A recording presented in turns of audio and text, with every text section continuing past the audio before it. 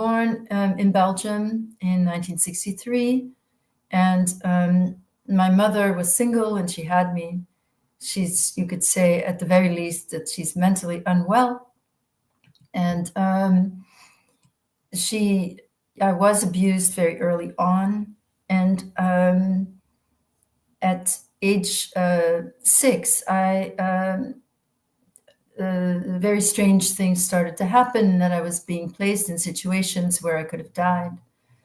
And it looked like there was organization around it. So right from the very first time that I was taken to, an event, it was extreme and absolutely shocking, extreme. And it was immediately followed by threats, extreme threats that were, and it was also immediately shown that those threats were not idle. So if I were to say anything, and for 3 years, I was in this Belgian, what I call a club, really. And that did involve people that I didn't know who they were then, but I realized later who they were. And the guy that was really running the whole operation there was the then Minister of National Defense, and he was also Prime Minister twice in Belgium. And, the children were used mostly for political and business blackmail. So you could say that it was a club and people were coming from different avenues. But at that time, from 3 to 9 or from 69 to 72, the only people I've ever recognized were either politicians, or they were in government, governmental posts, or they were police, or they were judges, lawyers, doctors, and so forth. Or they were, in large part, were also nobility. And so there was a separation then between what I believe were the nobility that were bringing their own children to events. And clearly there's a culture that where CA seems to be very normalized in that culture. And I was used to, people were getting into that and then were triaged. And I was mostly used in those first years for supposedly helping the newcomers feel at ease. And then I had to service them and make them feel comfortable, but get them to a room and then position them even so that they would be filmed in secret.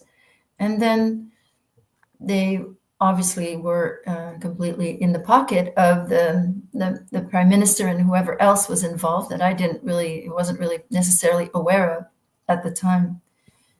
So I was also sometimes given to someone from the nobility that might be extremely sadistic and might be, not know that I was going to survive any given time. And it would not be, I wouldn't call it RA at that time, even though the same things were maybe done, but it was just extreme sadism, So, and in those first 3 years, I was always treated as the lowest of the low.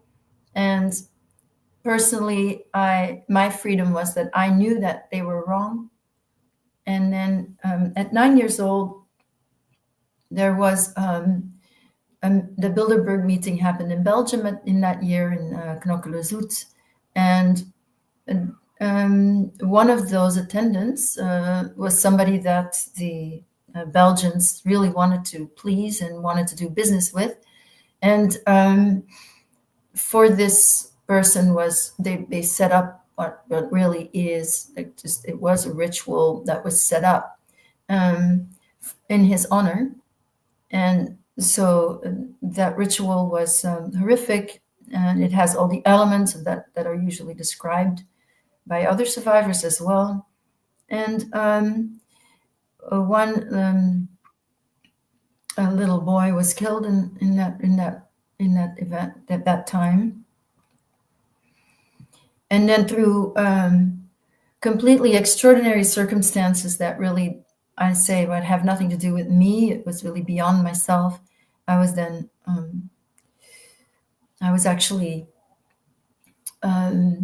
picked by that billionaire, who then decided he was going to make me his slave. And so for 1 year, I was being prepared to be an elite slave. So I spent, this is several months later. The Bilderberg meeting was around April. And then several months later, I was flown on a private jet to the United States. I was in the homes of this man. I didn't realize, but he was triaging me. He was just checking out what are my gifts, what are my talents, what am I good at, and also trained sexually. And then a month later, I was sent to, I call it official mind control training, which happened in Heidelberg in Germany and was led by a doctor that was found out to be a Nazi before. And this doctor knew very well how to torture and get results based on the trauma, from the trauma resulting from the torture. And I was myself impressed at how efficient and precise these methods were. And also, I noticed myself change quite a bit.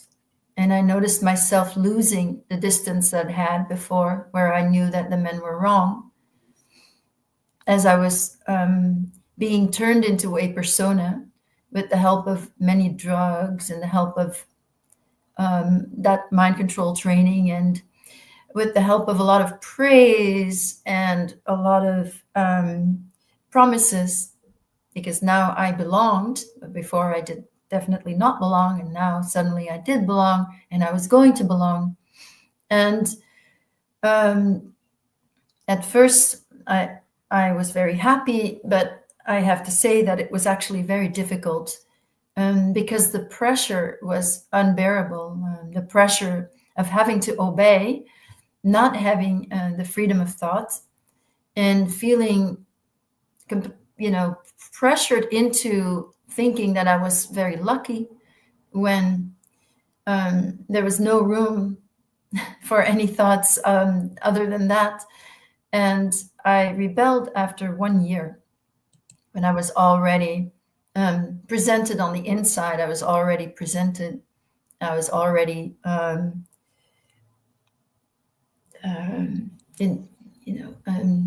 there was already had been a ritual to induce me into this cult, you could say.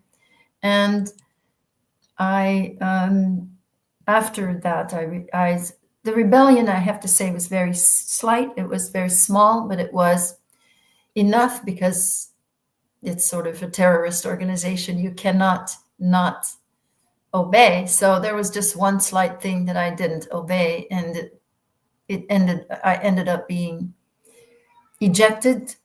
It was also, I should maybe specify that because of the role that I was being prepared for, it was very important that I do everything out of my own free will. And, there are victims of this club that are not really doing this of their own free will. They are coerced. And even in adulthood, there are people that are coerced, and they needed to make sure that I really wanted it. So you have to want it badly enough, and that's what was lacking. I was still coerced.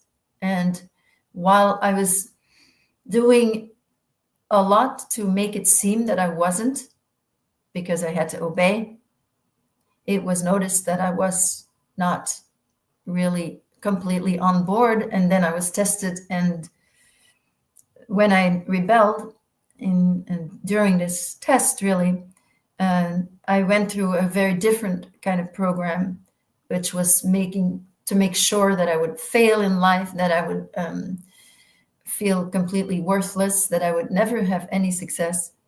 And so I got the opposite programming from what I received a year long.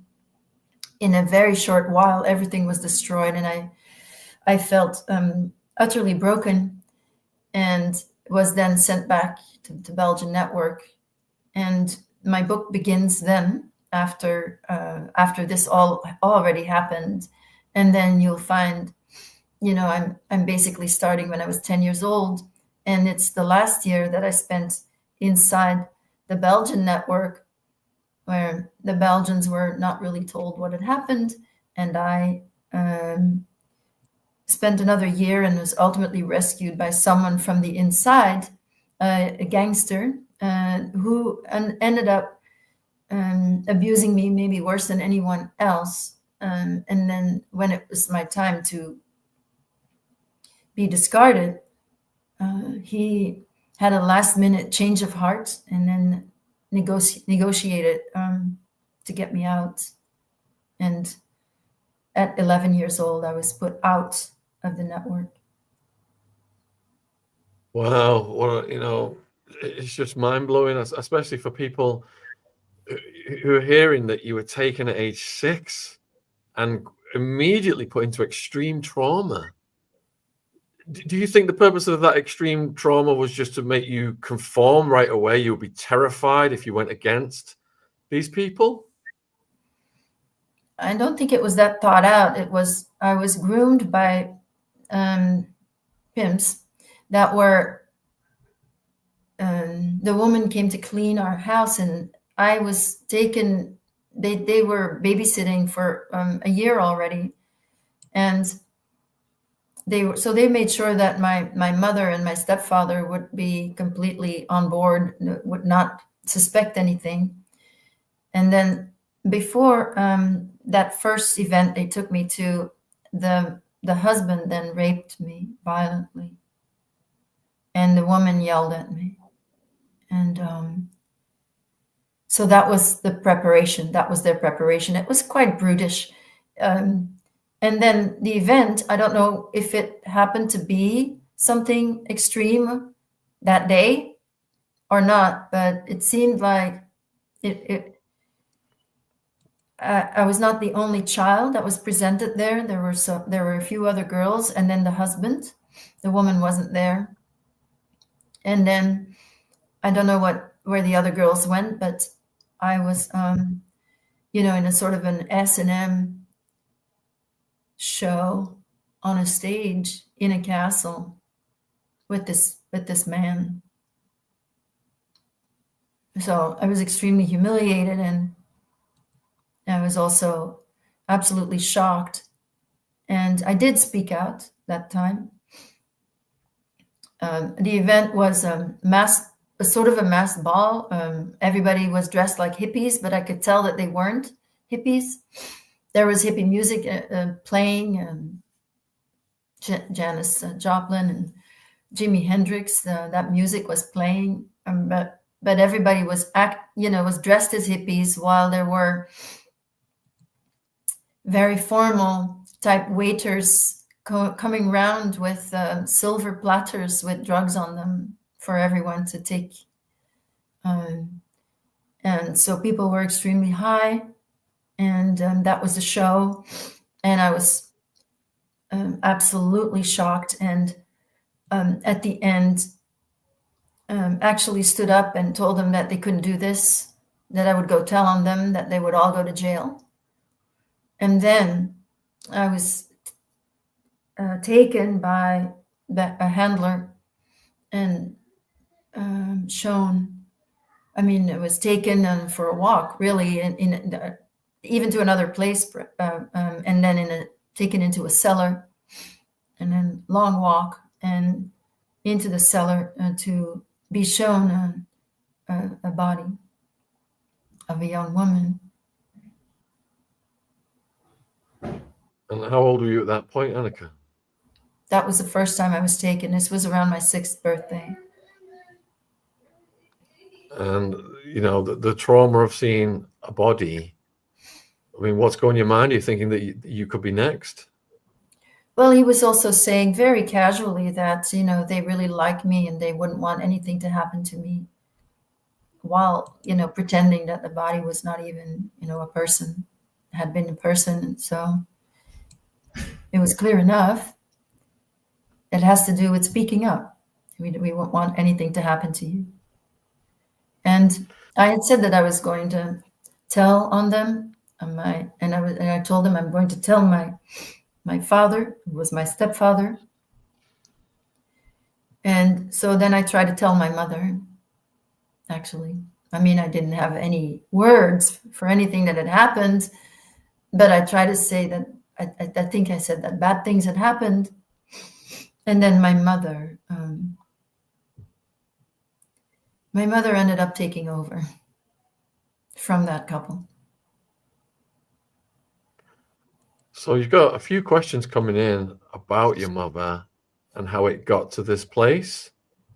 Could you just go back a little bit and describe what was your relationship like with your mother before all this, and how did it go into this?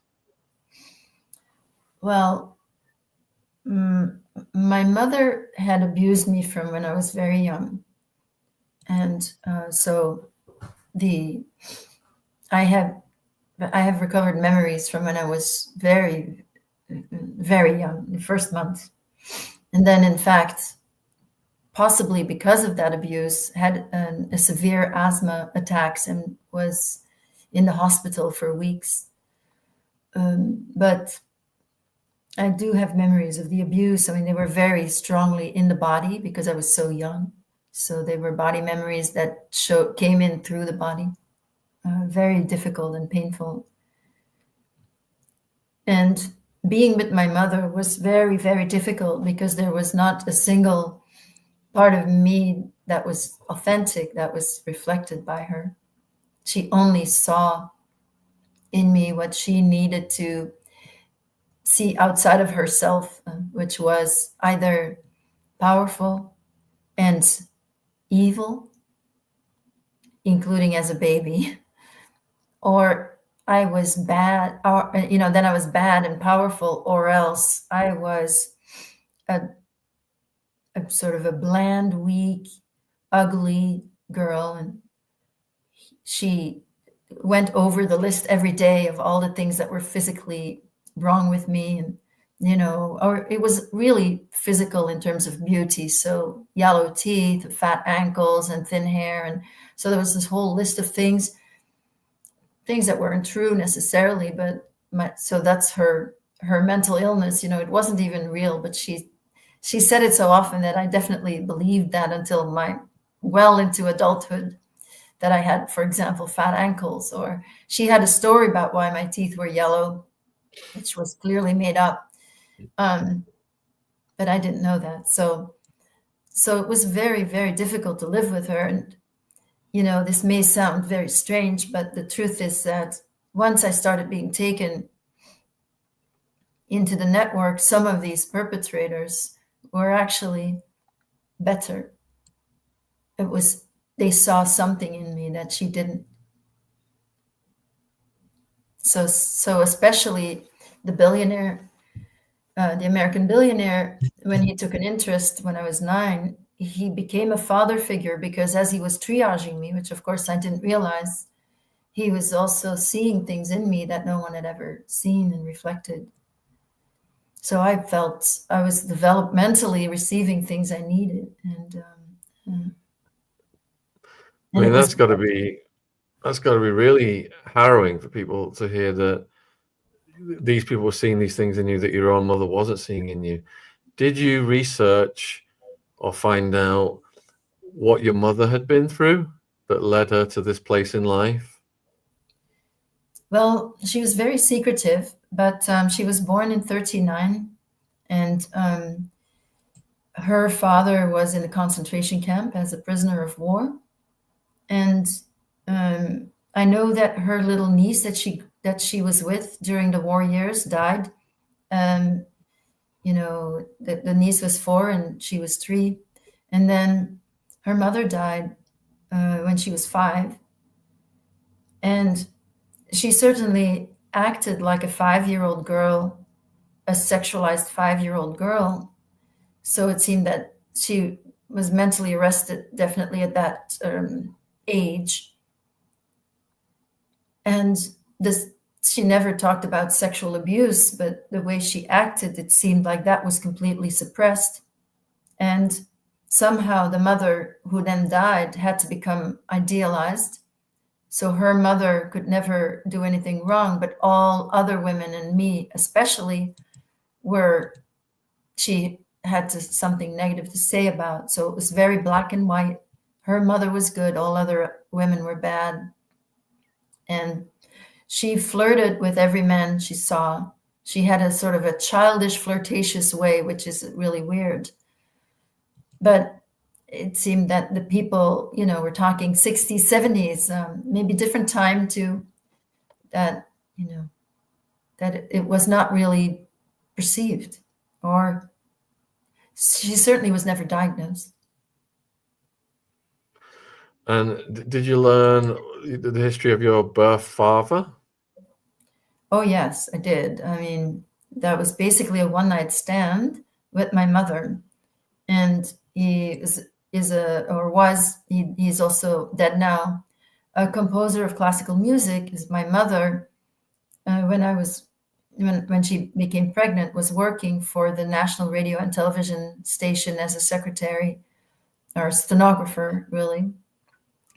And she loved working for men, and she loved to work, and in service of men. And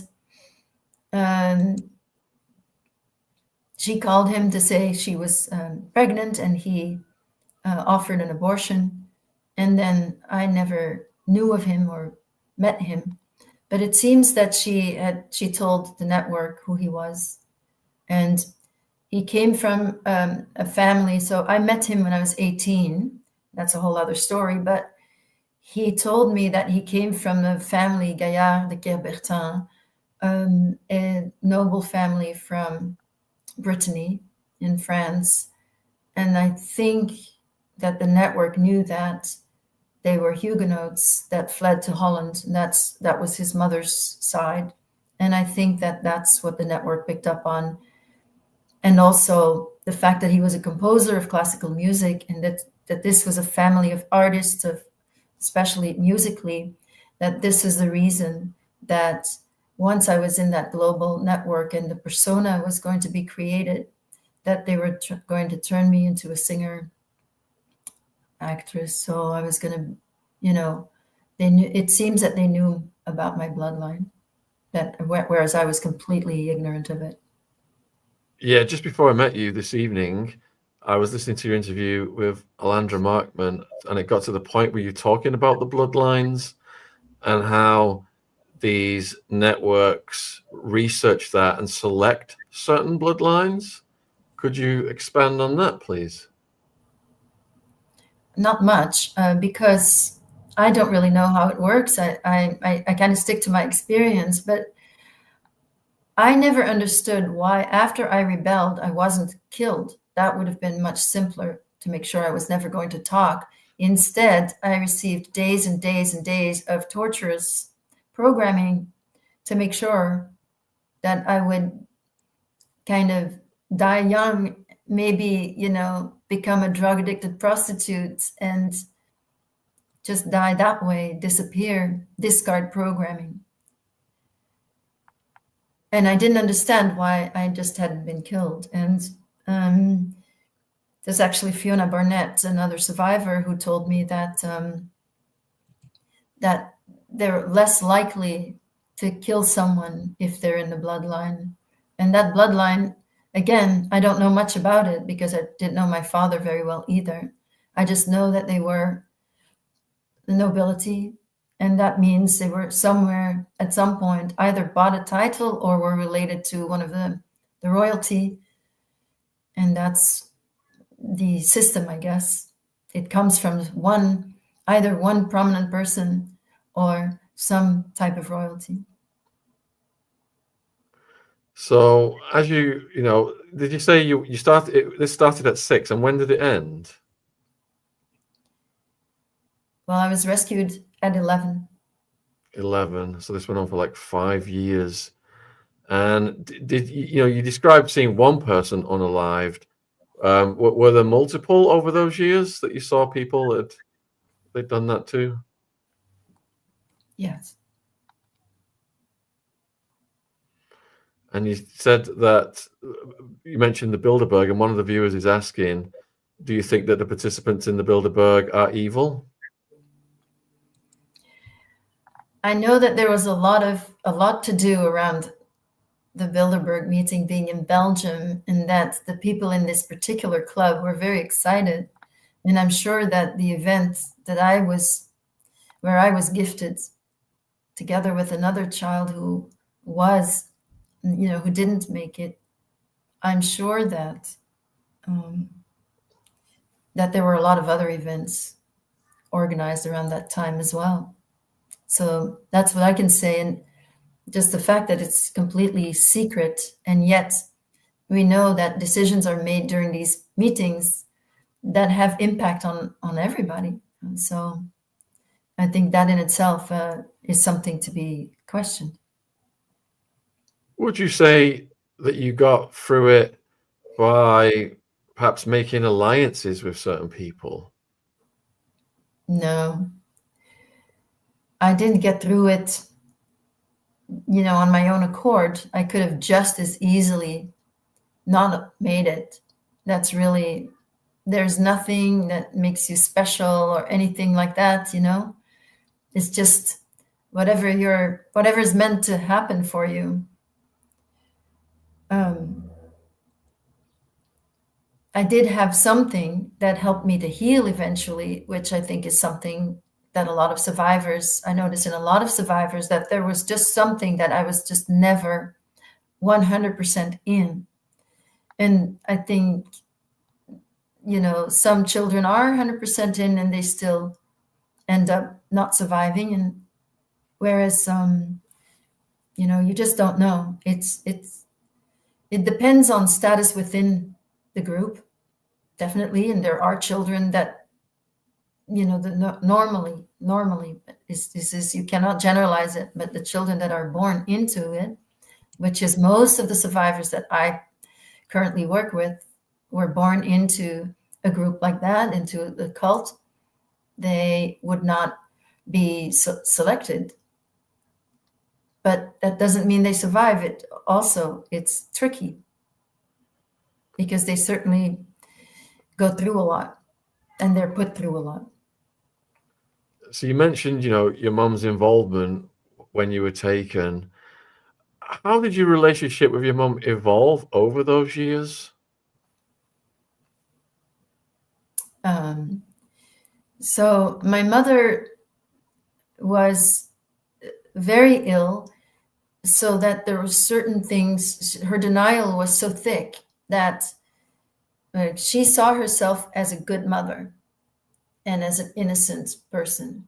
So anything that was wrong with me didn't exist, in spite of the obvious. So I may come back from an event full of bruises. And so my mother will suddenly make up a story. Like one story that I described in my book was that I ran into the swing in the backyard while my brother was swinging. And I ran into it and I got it on my face, and then I got this huge bruise. And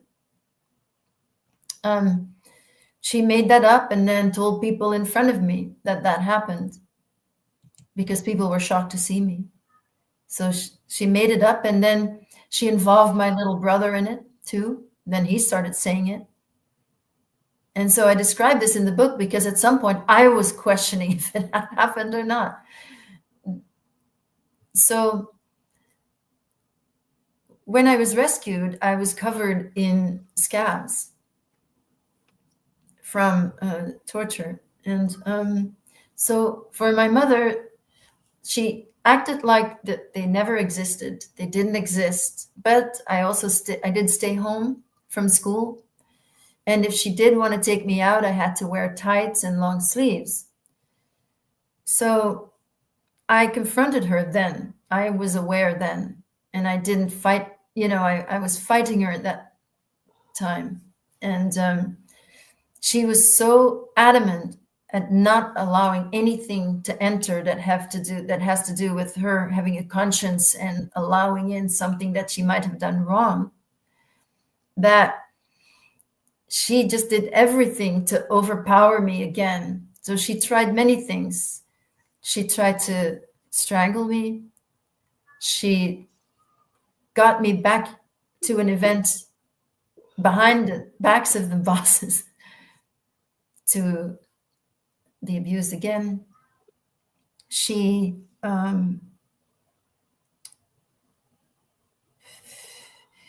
eventually she did more, but eventually she then she molested me.